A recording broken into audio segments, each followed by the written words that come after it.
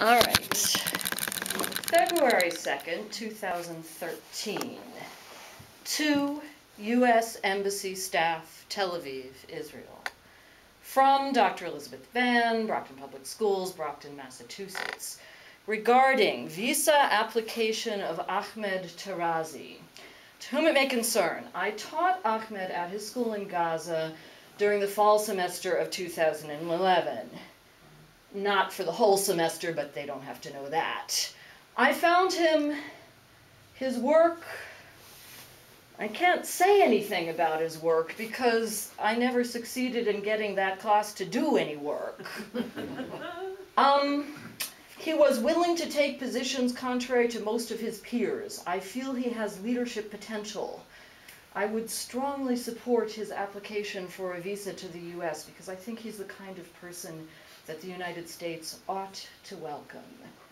So this is the story of how I got myself out of Brockton High School and how I became the only person on earth to be evacuated not from Gaza, but within Gaza.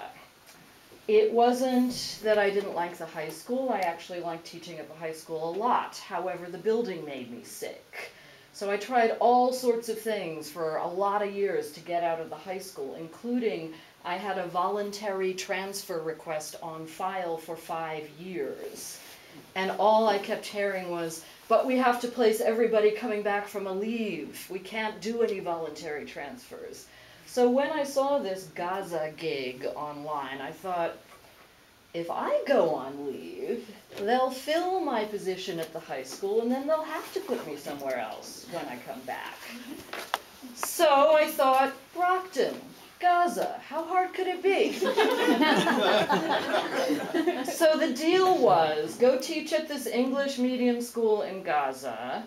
The project was administered by an NGO that I'll call SINGO, and the money came from USAID, the United States Agency for International Development. So I joined the group, 5 teachers. We had to wait for some time in Tel Aviv while the Israeli authorities processed our permission to cross their military blockade. It was the USAID program director herself who had to explain to us what our role was actually supposed to be. We were aid workers. Well, duh, the only foreigners in Gaza are aid workers. There are no other foreigners there. It's part of the Israeli military blockade. Had Singo not explained that to us? Okay, the tone is mine. She was the absolute model of understated diplomacy.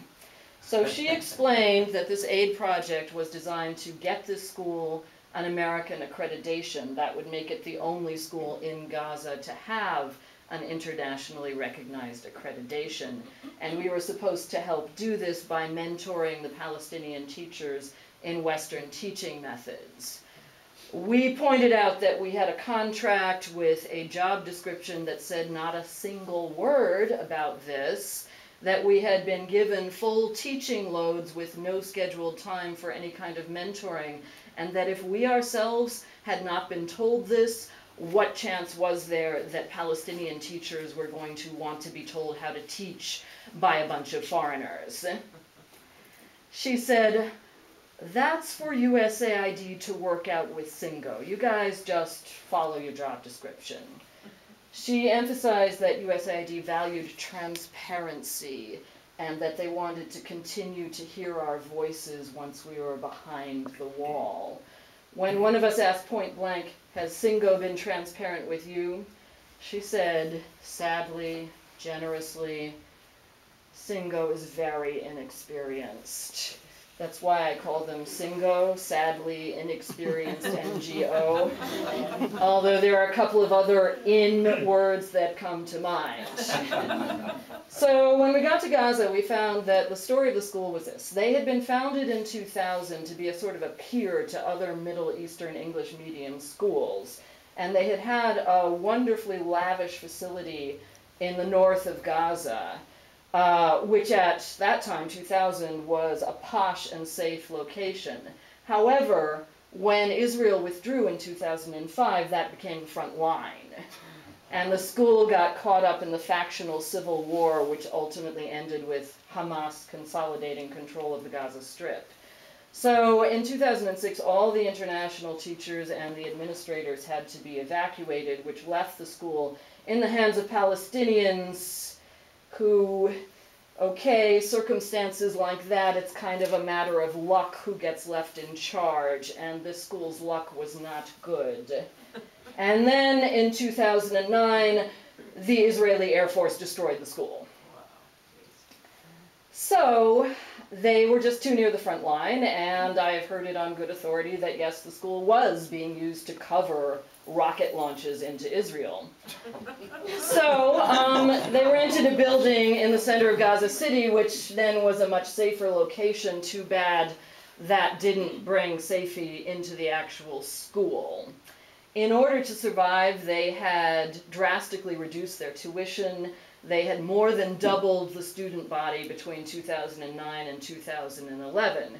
So a school that had been a very, very elite institution went to being this very socioeconomically diverse place.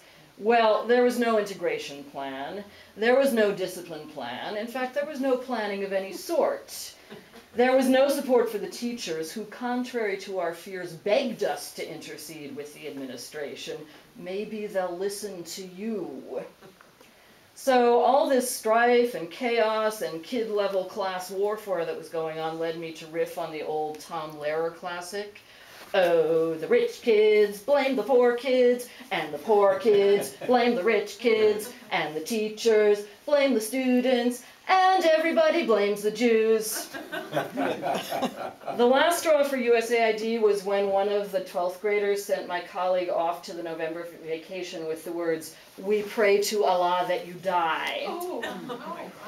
So USAID, with a total lack of information from Singo. Singo had just then succeeded in hiring an on-the-ground project administrator.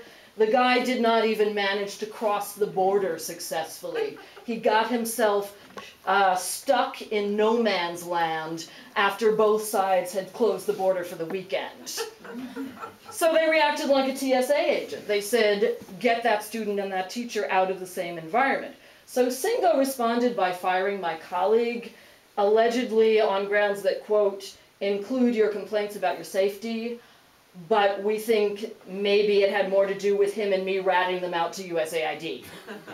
3 weeks later, I was also fired, but when my paperwork came, I found that my tightly worded contract I had negotiated pretty aggressively before I went there, forced them to invoke the evacuation clause. So that was that. That's how I became the only person to be evacuated within Gaza from this school to my own apartment 3 blocks away. The clause that I insisted they put in to cover the case of an Israeli air assault had been used to cover the case of misbehaving high schoolers. And that was it. I went home to my mom and dad, who happened to live in London, so that was not a bad deal. And here I now am. The saddest comment to take away from this, one of the parents sought me out, and what he said was this: they say that Israel destroyed that school, but it was not Israel. They say that Hamas destroyed that school, but it was not Hamas. It was the school's own administration. And now I'm a happy, healthy teacher at the Ashfield Middle School. Thank you.